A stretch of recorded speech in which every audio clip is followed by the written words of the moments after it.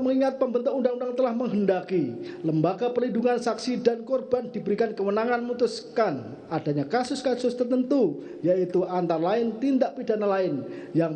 mengakibatkan posisi saksi dan korban dihadapkan pada situasi yang sangat membahayakan jiwanya, maka sesuai rekomendasi LPSK tertanggal 11 Januari 2023 kepada terdakwa Richard Eliezer, tindak pidana yang dihadapi terdakwa dapat dikategorikan termasuk dalam pengertian tindak pidana dalam kasus tertentu sebagaimana dimaksudkan dalam Undang-Undang Nomor 32 Tahun 2014 tentang perubahan Undang-Undang Nomor 13 Tahun sebagaimana dimaksud dalam Undang-Undang Nomor 31 Tahun 2015 tentang perubahan Undang-Undang Nomor 13 Tahun 2006 tentang perlindungan saksi dan korban. Menimbang syarat bahwa syarat selanjutnya untuk dapat ditetapkan sebagai pelaku yang bekerja sama, justice kolaborator terdakwa bukanlah sebagai pelaku utama. Menimbang bahwa PAF Lamintang menerjemahkan Dader sebagai pelaku. Pasal 55 ayat 1 KUH Pidana menentukan siapa yang disebut sebagai Dader. Pelaku-pelaku yaitu antara lain pelaku plegen, menyuruh lakukan plegen, turut serta melakukan plegen, dan yang membujuk, menggerakkan wetlogen. Menimbang bahwa mengingat dalam Undang-Undang Nomor 31 Tahun 2014 tentang perubahan Undang-Undang Nomor 13 Tahun 2006 menentukan syarat justice kolaborator adalah bukan pelaku utama, sedangkan dalam KUHP sendiri istilah pelaku utama dalam ajaran penyertaan deal naming tidak dikenal dan hanya menunjukkan siapa yang termasuk sebagai pelaku atau dader. Oleh karenanya siapa yang dimaksudkan sebagai pelaku utama diserahkan kepada praktek peradilan. Menimbang bahwa telah ternyata terdakwa merupakan orang yang turut serta melakukan plegen, sedangkan dalam turut serta melakukan plegen tidaklah semua yang turut serta melakukan harus memenuhi rumusan delik. Saksi Freddy Sambo, saksi Kuatmaruf, saksi Riki Rizal, saksi Putri Candrawati serta terdakwa mempunyai peranan masing-masing dengan kehendak tujuan yang sama, yaitu hilangnya nyawa korban Yosua. Bekerja layaknya sistem tanpa adanya peran salah satu saksi tidak dapat berjalan. Dalam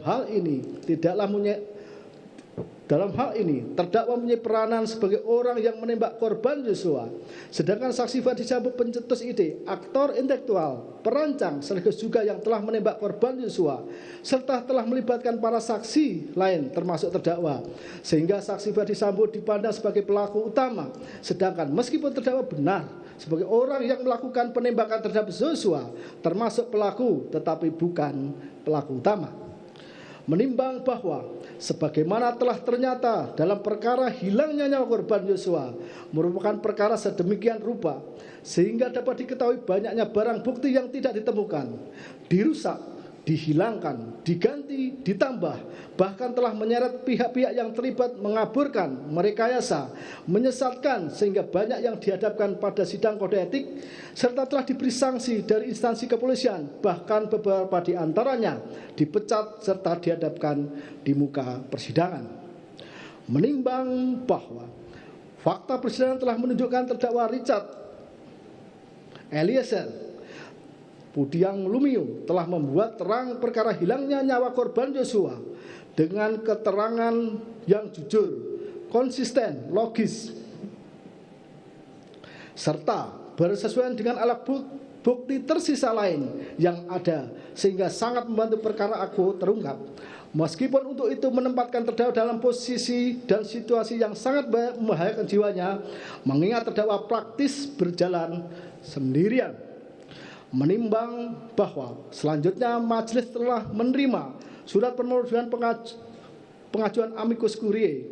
sahabat pengadilan terhadap perkara terdakwa Richard Eliezer dari berbagai pihak antara lain Institute for Criminal Justice Reform, Ikatan Alumni Fakultas Hukum Universitas Trisakti, Farida Law Office, Tim Advokasi Iluni FHAJ, terakhir dari Aliansi Akademi Indonesia yang pada pokoknya menyatakan kejujuran dan keberanian merupakan kunci keadilan bagi semua. Oleh karenanya, mohon agar kejujuran terdakwa Richard Eliezer mendapat penghargaan sebagaimana mestinya. Menimbang bahwa sesuai dengan pasal 5 ayat 1 Undang-Undang Nomor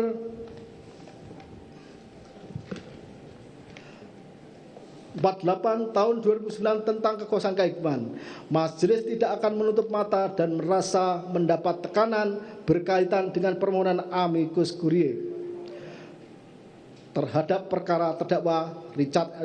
Eliezer. Sebaliknya, memandang sebagai bentuk kecintaan pada bangsa dan negara, khususnya dalam penegakan hukum, sehingga para pihak baik lembaga maupun aliansi yang mempresentasikan harapan masyarakat luas terpanggil menyampaikan keadilan yang dirasakan dan didambakan ditegakkan khususnya terhadap terdakwa Richard Eliezer. Menimbang bahwa untuk itu berdasarkan apa yang telah dipertimbangkan serta adanya kebenaran fakta, penyebab meninggalnya korban Yosua telah dikepung berbagai pihak yang mengakibatkan gelapnya perkara, sehingga kebenaran